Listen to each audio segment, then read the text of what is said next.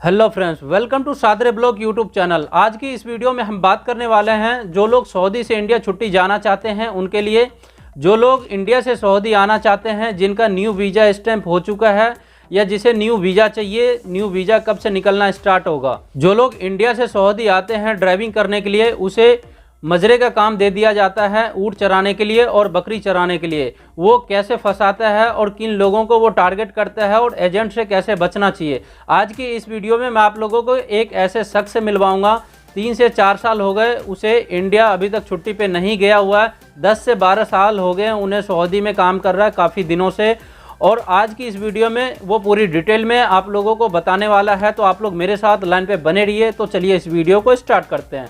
Start करने से पहले आप लोगों से एक छोटा सा रिक्वेस्ट है, अगर आपने मेरे इस चैनल को अभी तक सब्सक्राइब नहीं किया तो सब्सक्राइब कर लीजिए और लाइक कर दीजिए, साथ ही बेल आइकन को प्रेस कर दीजिए ताकि मैं कोई भी वीडियो अपलोड करूं तो उसका नोटिफिकेशन आपके पास सबसे पहले आ जाए। आज की ये वीडियो थोड़ा इंटरेस्टिंग होने वाला है।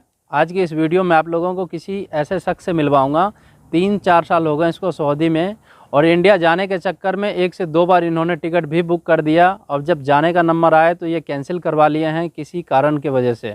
जैसे कि आप लोगों को भी मालूम है कि पिछले साल से ही फ़्लाइट बंद है और फ़्लाइट चलना बंद हो गया है। जो लोग सऊदी से इंडिया जाना चाहते हैं वो बिल्कुल वंदे भारत या चार्टर्ड फ़्लाइट के ज़रिए जा रहे हैं और आने का उनका पता नहीं है कि वो कैसे आएंगे या नहीं भी आएंगे। क्योंकि जो लोग छुट्टी पे गए हुए 50% आदमी ऐसे हैं कि उन्हें यहाँ आना मुश्किल ही नहीं, हालांकि नामुमकिन है, क्योंकि कफिल अगर या कंपनी अच्छा है तो वो बिल्कुल आ भी सकते हैं। तो आज की इस वीडियो में आप लोगों को उनसे मिलवाता हूँ कि क्या इनका एक्सपीरियंस रहा है। सलाम वालेकुम भाईजान, कैसे हो? वालेकुम सलाम। और भाई ठीक हो? क्या नाम है आपका? मेहताब नाम है मेरा। मेहताब। कहाँ से हैं भाई साहब? यूपी मुजफ्फरनगर। अरे वाह, आप मतलब उल्टा प्रदेश के रहने वाले हैं। वही उत्तर प्रदेश हो। तो और सब बताइए, सब कैसे हैं? सब बढ़िया है, अल्लाह का शुक्र है। और तो आप जब टिकट बनवाए थे इंडिया जाने के लिए तो आप कैंसिल क्यों करवा दिए? बस ये जो महामारी आ गई थी कोरोना की वजह से, इसके लिए कैंसिल करवा दिया। और दोबारा भी सोचा था मैंने, दोबारा भी इसीलिए मैंने जो है कैंसिल करवा दिया कि भाई पता नहीं कब आया जाएगा कब नहीं आया जाएगा।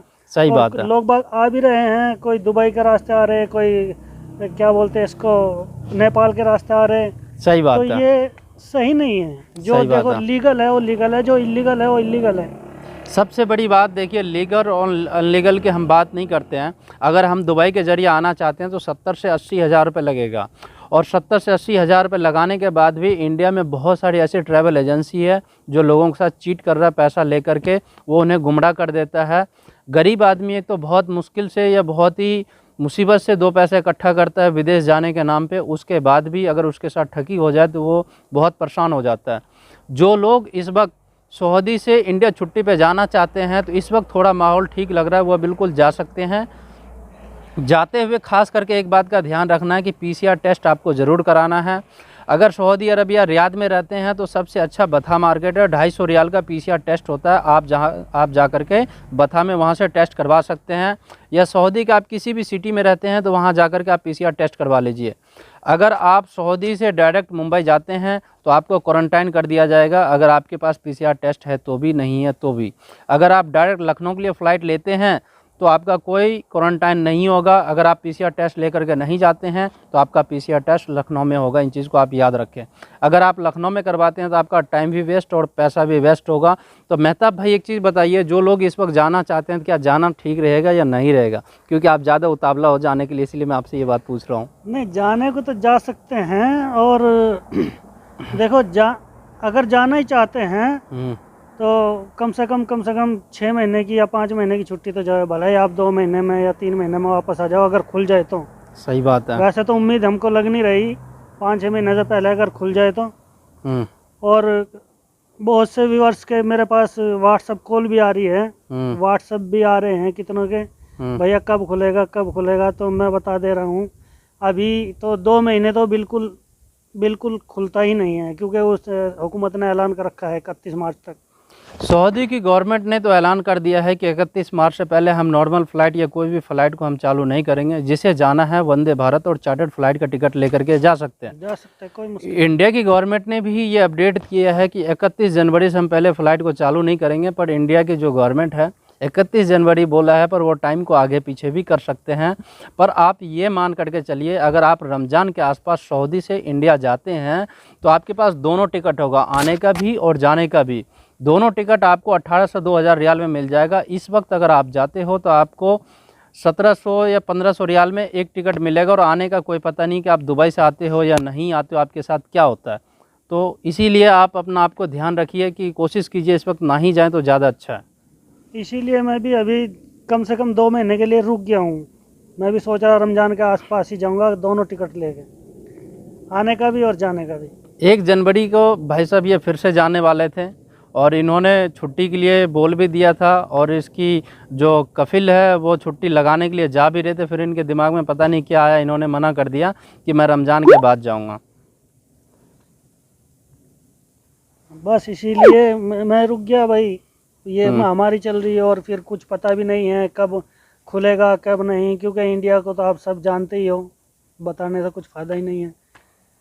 सबसे बड़ी बात, सऊदी की अगर कदर जानना हो ना, उनसे पूछो जो सऊदी से छुट्टी पे गए हुए हैं। हाँ। 6 महीने और 8 महीने हो गए, वो अभी तक नहीं आ पाए हैं। बहुतों के तो वीज़ा को कैंसिल भी करवा दिए उसका कफिल और कंपनी ने। तो आप लोग ऐसी गलती ना करें, थोड़ा ठंडे दिमाग से काम लें तो वो ज़्यादा अच्छा है। मेहताब भाई, नए वीज़े के बारे में आप क्या कहना चाहोगे? कि बहुत से आदमी कमेंट कर रहे हैं कि सऊदी आना चाहता हूँ, नया वीज़ा कब से निकलना शुरू होगा? देखिए, हमें तो उम्मीद यही है कि जब फ्लाइट खुल जाएगी रमज़ान के बाद ही उम्मीद लगती है, तब तक ही खुल पाएगा, क्योंकि इससे पहले तो कोई अपडेट ही नहीं आ रहा इंडिया के लिए खास। सऊदी में जितने भी भाई काम कर रहे हैं, जो 2 साल या 3 साल 4 साल से टिके हुए हैं, सबका यही मानना है कि मैं रमज़ान में जाऊंगा या रमज़ान के 5 या 10 दिन बाद घर जाऊंगा। मुझे लगता है, जो मेरा एक्सपीरियंस है, 80% सऊदी खाली हो जाएगा। रमज़ान आते आते हर आदमी छुट्टी पे चला जाएगा, और जो छुट्टी पे जाएगा 50% आदमी नहीं आएगा। इसलिए नहीं आएगा कि हाँ बुरा नहीं है, बहुत से आदमी ऐसे 3 साल 4 साल काम कर लिए, 2 पैसे हो गए, कोई अपना जा कर के इंडिया में कोई बिज़नेस करेगा, कोई ऐसा अपना रोज़गार करेगा। क्योंकि जिस घर में नए ड्राइवर की ज़रूरत है वो नया ही लेगा, वो पुराना नहीं लेगा। जिस घर में पुराने की ज़रूरत है वो पुराना ही लेगा। तो जो आदमी आना चाहते हैं, जो फ्रेशर है, उनके लिए बहुत फ़ायदे की बात है। आप रमज़ान तक रुकिए, रमज़ान तक न्यू वीज़ा भी स्टार्ट हो जाएगा और आप लोग बिल्कुल आसानी से आ सकते हैं। जो लोग इस वक्त इंडिया में हैं, जिसका वीज़ा स्टैंप हो चुका है, उनका सवाल है कि मैं कब तक आ सकता हूं, तो आप भी बिल्कुल रमज़ान तक ही आ सकते हैं, क्योंकि 31 मार्च तक के लिए फ़्लाइट वैसे ही बैंड है। 1 अप्रैल के बाद ही फ़्लाइट स्टार्ट होगा, तो हो सकता है अप्रैल में भी कुछ अपडेट आ जाए, या रमज़ान तक तो आप 99% मान के चलिए कि आप बिल्कुल ही आ सकते हैं। और जिसका वीज़ा स्टैंप हो गया है उसका वीज़ा एक्सपायर नहीं होगा। आप अपने कफिल या कंपनी से कांटेक्ट कीजिए। अगर आपका कफिल और आपकी कंपनी आपसे कांटेक्ट नहीं करता है, आप किसी ऑफिस से वीज़ा लिए हैं, तो आप ऑफिस वाले से कांटेक्ट कीजिए, वो आपको अपडेट देता रहेगा। अगर यार दोस्त से वीज़ा लिए हैं तो आप उन्हें कांटेक्ट कर सकते हैं। तो मैं आपको यही सलाह देना चाहूँगा कि आप बिल्कुल टेंशन मत लीजिए।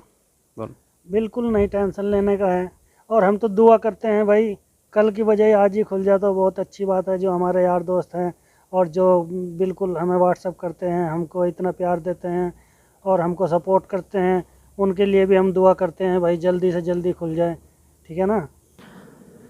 जैसे कि मेहताब भाई 5 से 7 महीने पहले एक वीडियो शूट किया था, उसमें माजरा वीज़ा के लिए बताया था कि जो मजरे में काम के लिए आना चाहते हैं, खजूर के लिए या बकरी चराने के लिए या ऊँट के लिए, तो उसके लिए इन्होंने बहुतों को वीज़ा दिया है। कम से कम 8, 10 या 15 आदमी को ये वीज़ा दे चुका है।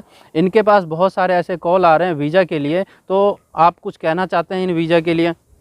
बस मैं यही कहना चाहता हूँ भाई, क्या कह रहे इसको, ये अभी निकल नहीं रहे। वैसे तो बहुत है, बहुत कॉल आ रहे हैं सऊदी के, भैया हमें आदमी चाहिए, लेकिन क्या करें भाई, सब रुका पड़ा है। हम उनको भी ये बोल रहे हैं भाई चालू हो जाने दो, उसके बाद ही निकलेगा। और व्हाट्सएप भी आ रहे हैं, उनको भी ये बोल रहे हैं भाई चालू हो जाने दो।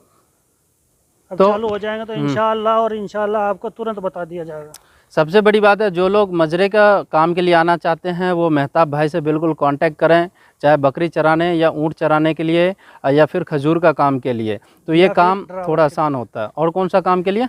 ड्राइवर के काम के लिए। ड्राइवर के काम के लिए थोड़ा वीज़ा इनके पास कम होता है, मजरे का काम का वीज़ा इनके पास ज़्यादा होता है। क्यों? ये बंदा यहाँ पे काफ़ी दिन से है। मजरे का काम एक ऐसा काम होता है कि अगर वो एजेंट को वीज़ा देता है तो सबसे ज़्यादा मजरे वाले क्या करते हैं कि वो ड्राइवर वीज़ा निकालता है मजरे के लिए, हालांकि उसको ड्राइवर नहीं चाहिए होता है, क्योंकि ड्राइवर वीज़ा थोड़ा सस्ता में निकल जाता है, उसका इकामा का खर्चा भी कम पड़ता है। जब वो वीज़ा इंडिया जाता है तो जो इंडिया का एजेंट है वो ड्राइवर को फंसा करके मजरे में भेज देता है बकरी चराने के लिए, और लोग यहाँ परेशान हो जाते हैं। तो इसीलिए हम सीधा सीधा बताते हैं। इसीलिए इनका कफिल का कहना है, इसका कफिल इसे वीज़ा देता है कि जो इस वक्त मजरे में काम कर रहा है या जो मजरे में जानता है तो वो उसी के ज़रिए वीज़ा देता है।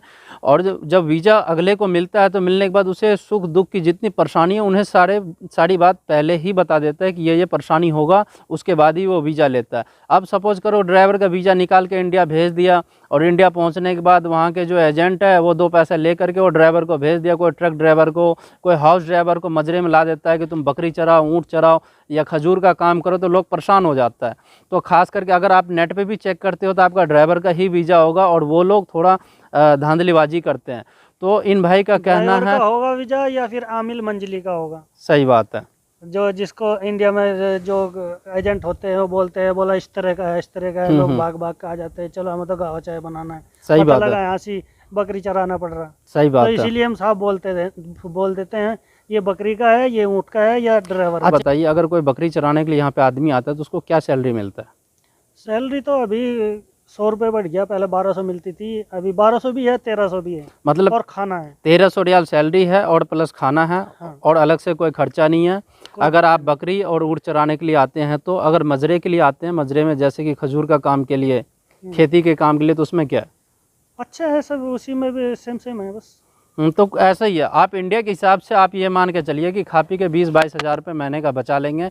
इससे ज़्यादा का उम्मीद करना ठीक नहीं है। अगर इससे ज़्यादा का आप उम्मीद करना चाहते हैं तो आप अपने अंदर कोई टेक्निकल लेके आइए, कोई काम सीख करके आइए, उससे आपको बहुत फ़ायदा मिलेगा। हाँ, बहुत फ़ायदा मिलेगा। जैसा प्लम्बर हुआ, इलेक्ट्रॉनिक हुआ, या कोई भी काम आप सीख लीजिए, क्योंकि हाथ का दस्तकार तो भाई हाथ का दस्तकार ही होता है। सही बात है। तो आज की ये वीडियो थोड़ा बहुत लंबा हो रहा है, तो आज की ये वीडियो मैं यहीं समाप्त करता हूँ। तो ये वीडियो आपको कैसा लगा तो आप कमेंट करके ज़रूर बताइएगा।